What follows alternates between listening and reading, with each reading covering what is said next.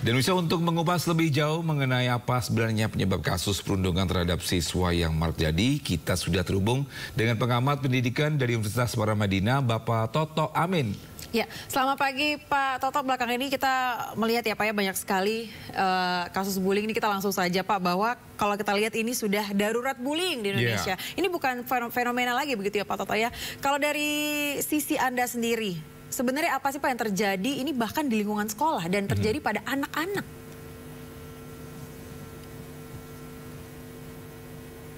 Pak Toto? Ya, Pak Toto boleh di-unmute terlebih dahulu untuk videonya, untuk audionya. Oh iya, Nah, baik, ya. terima kasih. Ya, Pak Toto tadi mendengar pertanyaan saya ya Pak ya. Betul, jadi sepertinya kita terus berulang membicarakan hal ini. Padahal sebenarnya sejak awal saya sudah bilang kita sudah darurat dan semua pihak harus turun, terutama pemerintah. Kalau perlu Presiden sendiri turun tangan untuk membereskan masalah ini. Karena kalau tidak, ya terus-menerus kita akan melihat kejadian ini gitu. Dan ini efeknya cukup luas ya. Jadi menurut sebuah studi dari KPAI, yang menjadi korban tidak hanya korban bullying, tetapi juga teman-temannya, kemudian juga bahkan guru gitu ya. Dan juga termasuk orang tua. Jadi jangan dianggap bullying ini hanya berdampak pada para pelaku dan korban, tapi seluruh pihak di sekitar anak-anak yang mengalami ataupun yang melakukan bullying ini gitu. Jadi betul, jadi kita harus segera darurat dan semua pihak kalau bisa perhatian yang serius terhadap kejadian seperti ini. Karena makin lama akan makin keras gitu ya bullying ini kelihatannya. Ya, Pak Toto, tadi Bapak Toto sempat bilang gini, kami dalam keadaan darurat. Apakah memang sistem pendidikannya ini memang harus diperbaikikah? Atau mungkin dari segi orang tuanya pun juga harus mengajari anaknya ini dengan sopan santun? Iya, jadi pendidikan itu tidak hanya satu pihak ya, hanya guru atau sekolah, tapi juga ada masyarakat, ada keluarga. Jadi kalau dilihat seperti itu kan kelihatannya rumit sekali gitu ya, sulit dilakukan. Tetapi kalau ada perintah atau semacam komando dari pemerintah, kira-kira kita harus bereskan masalah ini. Nah itu semua pihak akan melihat masalah ini dengan lebih serius dan akhirnya kita sadar bahwa ternyata selama ini seperti fenomena gunung es gitu. Yang kelihatan tuh hanya yang dipukulin, tetapi yang lainnya kan banyak gitu ya. Dan seperti pengejekan, pengerusakan barang, terus apalagi apa yang diperas segala macam. Itu kan nggak kelihatan. Padahal bullying ini banyak sekali. Ditambah lagi di era sekarang adanya bullying di dunia maya gitu. Dan itu menunjukkan fenomena meningkat juga. Jadi daruratnya itu bukan darurat main-main, ini darurat yang serius gitu. Jadi kalau tidak diantisipasi akan lebih parah lagi. Baik, darurat yang serius ya Pak Toto, bukan main-main lagi. Lantas menurut Anda tindakan apa sih nih Pak Toto yang seharusnya dilakukan oleh guru di sekolah begitu ya? Mengingat ini adalah guru ini sebagai garda terdepan nih untuk anak-anak atau murid-murid di sekolah.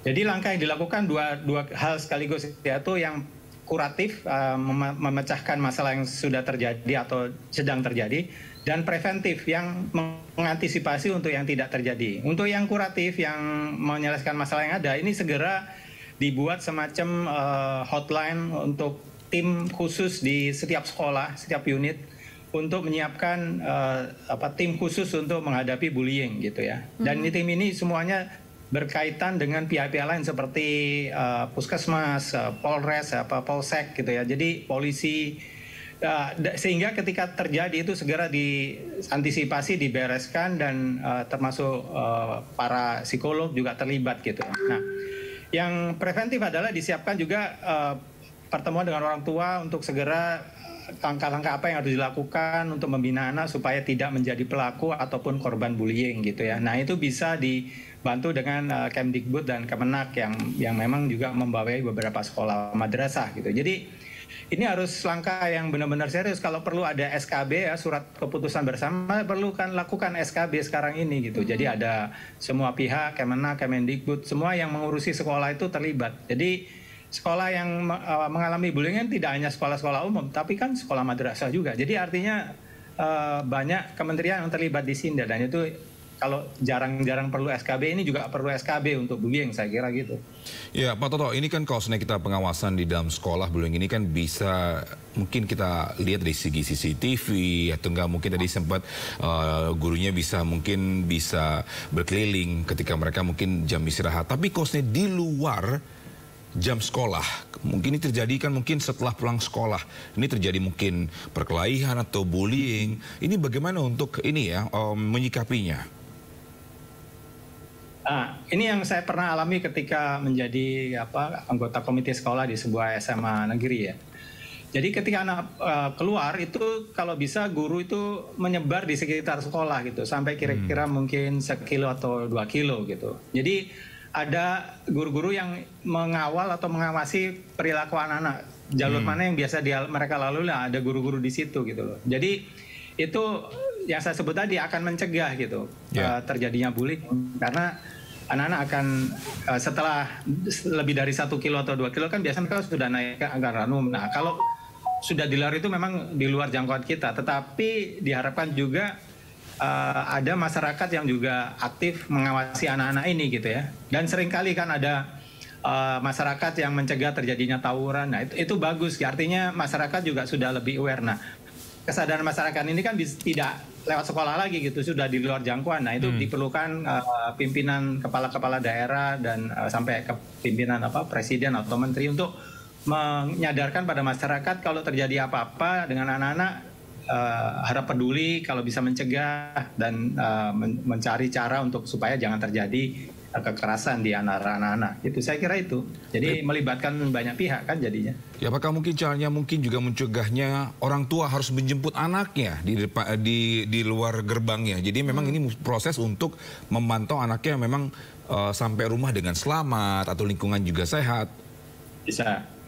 Itu bisa, tetapi gini, ada memang di daerah seperti yang di Yogyakarta ataupun kota-kota kecil ya di Surabaya gitu. Tapi kalau di Jakarta yang orang tuanya sibuk, saya kira itu akan merepotkan secara ekonomi ya. Jadi karena orang tua sibuk mencari makan. Jadi saya pikir tidak harus begitu.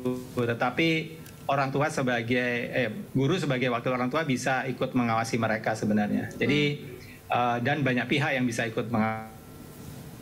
Oke, iya, Pak Toto, kalau kita lihat ini kan banyak korban-korban dari bullying ini, sebenarnya mengapa kasus bullying ini banyak yang tertutup itu adalah karena korban ini tidak mau speak up dan cenderung diam di sekolah begitu ya, sehingga guru-guru sendiri tuh tidak tahu mungkin ada kasus ini terjadi. Kalau menurut Anda apakah konseling ini harus lebih sering dilakukan lagi atau seperti apa Pak Toto?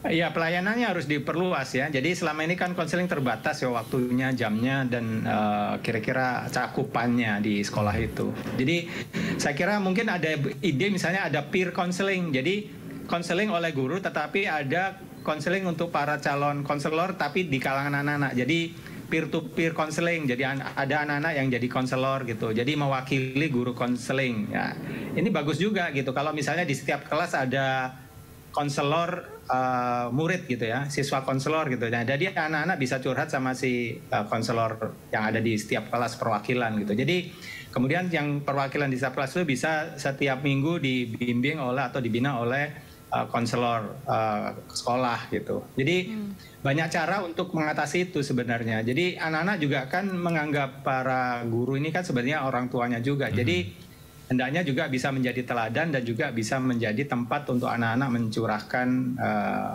masalahnya gitu. Jadi perlu juga bagian dari guru untuk memiliki kompetensi dalam menangani bullying ini. Oke, baik Pak, kalau juga ini kan kalau tadi kita membahas terkait dengan korbannya. Nah, banyak yang mengatakan terkait dengan pelakunya bahwa kalau pelaku ini once was a victim, sebelumnya juga merupakan korban begitu. Kalau menurut Anda penanganan yang tepat bagi pelaku bullying ini seperti apa, Pak? Ya, sama dengan korban ya. Pelaku itu sebenarnya juga tadi dibilang Mbak Aya sebenarnya dia korban kan. Jadi saya kira niat untuk melakukan bullying itu yang mesti di stop gitu ya. Nah itu bisa di stop dengan beberapa cara. Misalnya sebelum kejadian itu kan biasanya ada indikator-indikator ya. Nah di sini guru kelas harus sensitif, harus waspada. Kemudian guru kelas yang menemukan itu bisa mengajak si yang bersangkutan untuk bicara, kemudian bicara dengan konselor gitu. Dan juga ini katanya dengan konselor tuh jangan mengesankan konselor tuh kalau anak dipanggil konselor dianggapnya dihukum atau bermasalah. Padahal sebenarnya ini kan mental health counseling gitu. Jadi untuk kesehatan mental, dan ini memang persepsi di masyarakat kita masih jelek ya tentang mental health counseling. Jadi padahal sebenarnya itu semua orang juga punya masalah mental gitu. Tapi seolah-olah kalau ketemu psikolog, ketemu konselor itu ada masalah, padahal sebenarnya enggak. Nah ini nanti jangka panjang kita bisa menjelaskan itu. Tetapi pada dasarnya sih baik korban maupun pelaku itu sebenarnya semuanya perlu kita bimbing, kita nasihati, kita bina sebenarnya. Nah terkait mungkin ini peran orang tua pun juga seberapa penting ya si orang tua ini harus terlibat di dalam mungkin aktivitas sekolah. Apakah mungkin orang tua ini pun juga harus bertemu dengan guru-gurunya atau kepala sekolah mungkin sekali sebulan untuk bisa berkomunikasi apa yang menjadi keluhan anak-anak di sekolah ini? Ya khususnya lagi Pak, ini kan kita di era digital ya, dan juga tidak jarang ini pembulian ini dimulai dari teknologi atau digital seperti sosial media dan lain sebagainya. Apakah peran dari orang tua dan guru ini harus saling membantu atau seperti apa Pak? Sangat penting. Jadi orang tua itu mitra dari sekolah sebenarnya. Jadi tidak bisa orang tua lepas tangan gitu. Kalau udah sekolah ya udah urusan sekolah gitu. Tidak bisa begitu. Kan ada barusan ini penemuan bahwa sebenarnya apa yang ada di HP anak-anak itu kan tidak semuanya baik ya.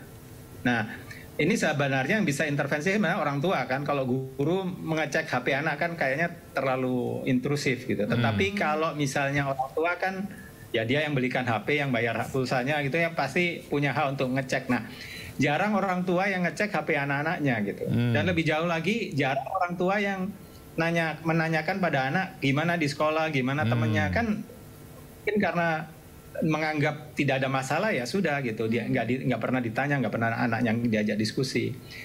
Nah pentingnya juga orang tua ikut hadir di rapat-rapat sekolah itu penemuan Bank Dunia yang cukup lama. Jadi kalau orang tua itu terlibat ya diundang selalu datang ke sekolah, biasanya prestasi anaknya itu akan baik gitu, dan prestasi sekolah juga baik. Jadi keterlibatan orang tua di sekolah itu sangat besar manfaatnya. Tidak hanya untuk akademik dan juga, tetapi juga untuk non akademik. Apakah program ini sudah dilakukan sekarang ini Pak untuk membantu berkomunikasi antara guru dan orang tuanya? Kayaknya belum, karena ya tadi misalnya kita pemerintah atau presiden bilang ini sekarang kita darurat bullying, harap Menteri Mendikbud Kemenak siapkan mekanisme supaya mengumpulkan orang tua secara rutin, misalnya itu salah satu stepnya ya. Kemudian, nah kalau itu dilakukan saya kira ini akan bisa diredam gitu. Tetapi kalau ini didiamkan saja seolah-olah tidak ada masalah, nah itu akan meledak. Siap-siap aja kalau misalnya korbannya bisa meninggal ya, atau hal-hal yang lebih fatal lagi gitu. Jadi ini yang kita harus serius gitu ya. Pak Toto juga ini yang salah satu esensial juga, mengingat generasi saat ini begitu ya dengan generasi yang sebelum-sebelumnya ini punya zaman yang berbeda. Kalau menurut Anda pendekatan seperti apa nih Pak yang harus dilakukan oleh guru dan juga orang tua khususnya di bidang pendidikan, mengingat pendekatan yang saat ini dilakukan itu katanya jauh berbeda dengan generasi-generasi sebelumnya. Betul. Jadi sering ada suara yang minor terhadap generasi sekarang yang dianggapnya lebih lembek ataupun tidak tough gitu ya, tidak tegas. Menurut saya setiap generasi punya kekhasan dan punya kekurangan dan kelebihan. Kalau saya cenderung melihat kelebihannya ya. Jadi generasi sekarang tuh kelebihannya adalah dia bisa multitasking, bisa banyak mengerjakan hal yang dalam bersamaan dan kreatif gitu ya. Tetapi ada hal kelemahannya, misalnya yang disebut antar generasi biasanya ini generasinya lebih lembek. Mungkin tidak begitu pendekatannya. Nah itu yang salah. Jadi karena guru atau orang tua ataupun masyarakat itu dari generasi yang berbeda, sehingga menganggap ini sesuatu yang dianggap kurang tangguh lah gitu ya. Tidak begitu. Tetapi pertama harus mengubah mindset seperti itu juga, bahwa mereka generasi yang berbeda dan perlu treatment yang berbeda. Makanya itu saya sebut kita harus mendekati ini dengan pemikiran bersama, dengan menganggap ini sebagai sesuatu yang darurat, sehingga semua orang kembali melakukan refleksi, benar nggak seperti itu. Jadi jangan memelihara pandangan atau stereotip bahwa generasi ini seperti ini, lembek gitu. Enggak, perlu penanganan yang berbeda untuk generasi yang berbeda. Jadi karena itu ketika kita nanti semua duduk bareng terus melihat ini masalahnya, saya kira semua akan tahu bahwa oh masalahnya seperti ini, jadi kita harus melakukan A, B, C, D. Jadi itu yang perlu dilakukan. Karena kalau semuanya punya persepsi masing-masing nggak selesai masalah ini. Ya, Pak Toto, mungkin terakhir dari saya pun juga ini ya, jika tidak ditangani dengan baik atau secepatnya terkait dengan bullying ini, apa yang menjadi efek-efek sampingnya ke depannya jika ini tidak ditangani dengan baik dengan anak-anak sekarang? Yang paling instan adalah dampak dari proses belajar mengajar yang menjadi tidak nyaman lagi buat anak-anak. Dan saya kira ini akan berkontribusi pada turunnya prestasi anak-anak didik kita di sekolah, gitu ya.